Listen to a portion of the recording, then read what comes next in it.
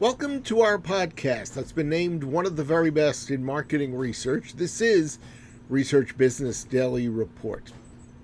Go to RBDR's exclusive community at the crowdfunding platform at patreon.com/RBDR, and you can lend your support.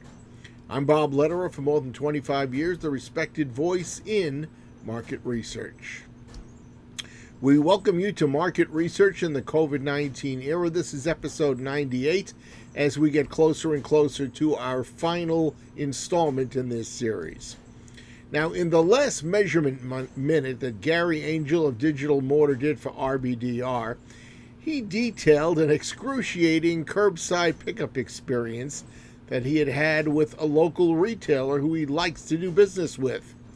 Today, Gary discusses three considerations that, if implemented, could have alleviated those curbside problems which took place during the coronavirus. One is doing measurement. The second is preparing for overwhelmed personnel and then embedding communications to help out those curbside personnel. Gary? In my last minute, I talked about a disastrous Home Depot curbside pickup experience. Curbside pickup is, in many ways, a paradigm case of a people process that has been implemented on the fly with a lot of mixed results. How do you make those experiences better? Well, I think there are three keys to improving people processes. Key number one, measurement. You can't improve what you don't measure. And the truth is, until the last few years, it was virtually impossible to measure people processes. Yes, you could get a few external metrics and voice of customer feedback, but you never really knew what your employees were doing to execute the process. Now, you can actually measure exactly what's happening on the floor as associates execute processes. You can track it, you can view it in real time, you can review it analytically, and you can really understand what happens when processes start to break down. Measurement is an incredibly powerful tool for continuous improvement. Second, have an overflow strategy. So much of what went wrong with the Home Depot experience was because clearly the associates were stressed. There weren't enough of them to do the work, and as they got stressed, things started to break apart. Even things like parking lacked an overflow strategy, so that customers weren't clear on what to do when things were really busy. Most people-based processes are fundamentally constrained, and that means having overflow strategies is critical to making them work well. Third, probably the single most frustrating aspect of the curbside pickup experience I had was the terrible VRU-based customer communications around it. Well, here's the thing. When people processes get stressed, the people working on them often don't have time to manage customer communications. That's disastrous. When customer communications falls apart, you lose the trust and confidence of your customers.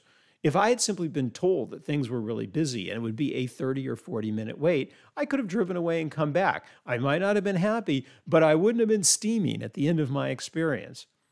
By embedding communications into the process, you can actually make the communication seamless, regardless of how stressed the process is.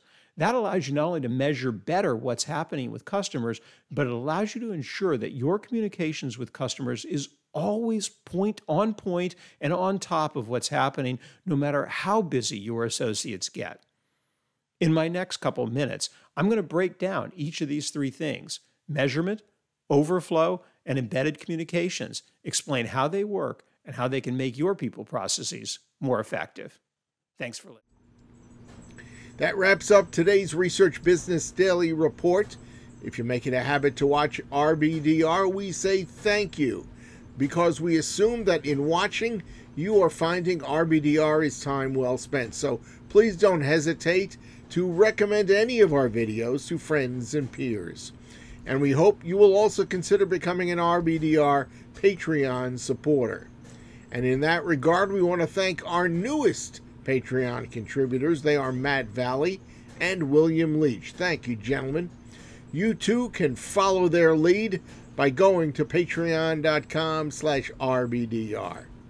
So have a great research day, and we hope you feel good about your research results this past week, and also hope that you're going to enjoy the upcoming weekend.